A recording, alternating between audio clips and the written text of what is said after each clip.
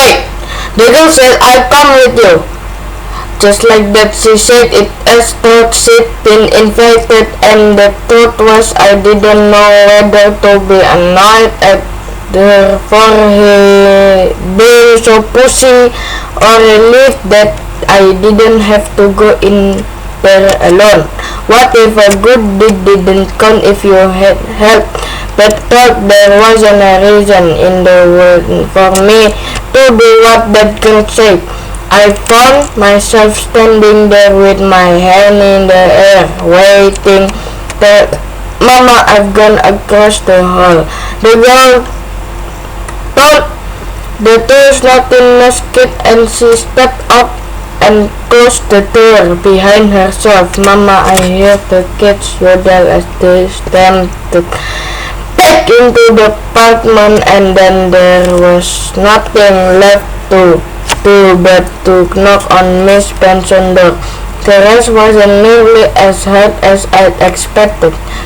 After a moment, a tall woman with curly salt and pepper hair opened the door and said, You must be Rita. Come in.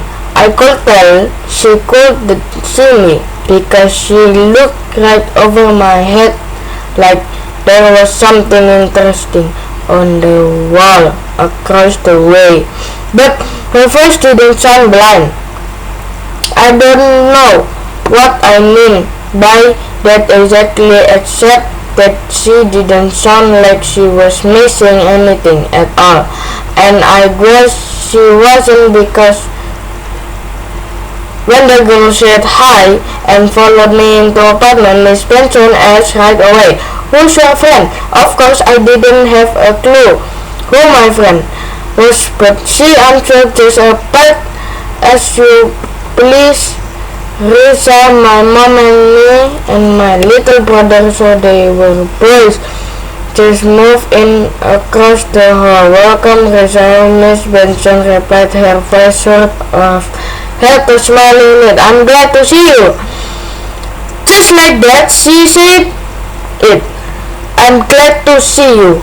Like she could, Miss Benson let the well-worn hand trailing lightly across the furniture she passed, or sometimes just grazing the wall. I hope you don't mind if we go to the kitchen, she called back.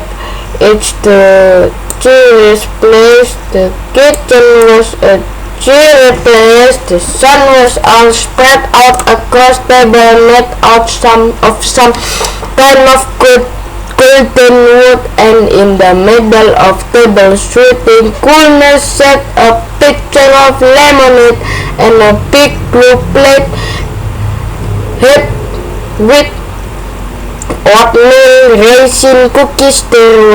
There were glasses too, just two of them. Thought, cookies, Risa said.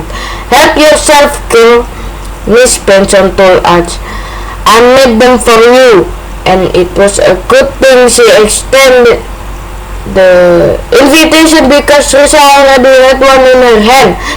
Miss Benson went to the cupboard and got out another glass and began to pour lemonade for everyone.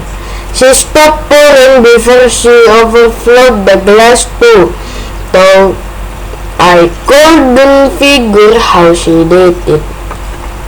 I expect Risa to gobble her cookie just the way she had grabbed it off the plate without being invited. But she didn't. She just took a couple of nibbles, then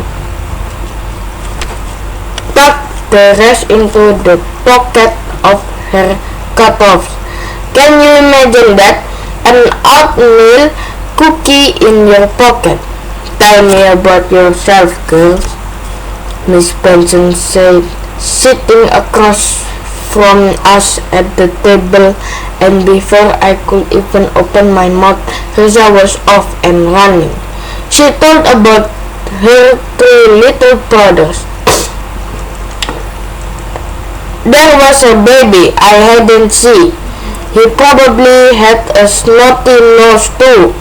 and about how her mom had moved to Minnesota for a better job. Only Risa didn't like her mom's new job because the boss wouldn't even let her take telephone calls from her children when she was at work. I told Miss Benson how many bets I'd earned and how my parents and I had gone to Disney World over spring break.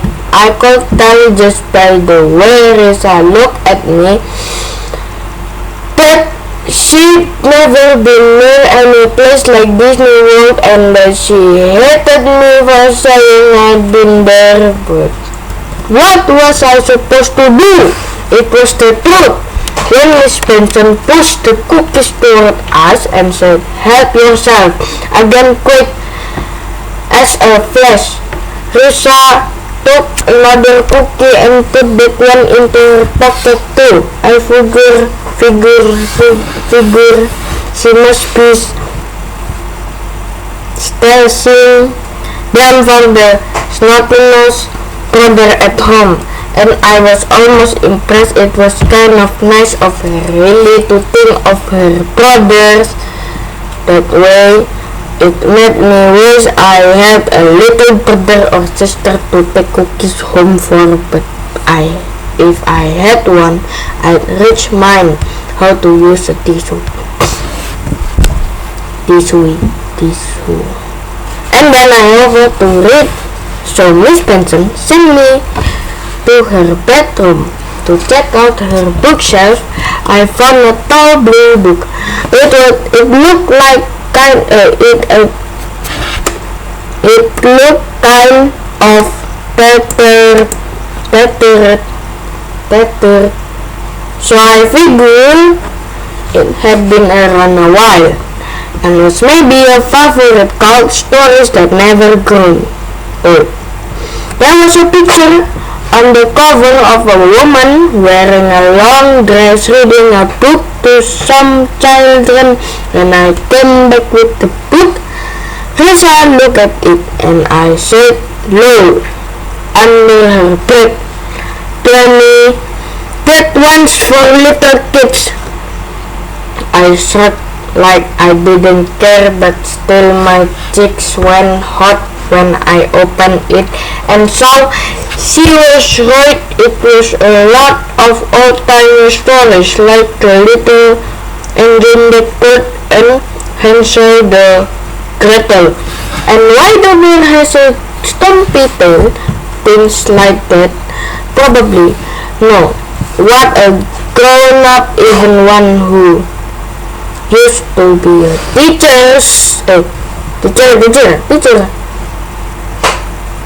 would want to hear. But then Miss Benson asked, "What book did you get?" And when I told her, she clapped her hand and said, "Perfect." So I shot Risa a look and stared to it. The young brown bear was feeling very hungry. Risa leaned across the corner of the table so she could see the page too. She even started silently shaping the word with her mouth as I read, like she was testing each one. I figured she must not be a very good reader, because I'd given up reading with my lips when I was in the first grade. As soon as I'd finished the story, I knew I was right about her not being a good reader, because Miss Benson said, "Okay, Risa, why don't you read the next one?" While I was reading, she could get close enough to the book, but suddenly she could get away from it fast enough. "Oh no!" she said, pushing away from the table so hard that her chair screeched against the floor. "Anyway, you don't want to hear any more from that old thing. I will do something else for you instead."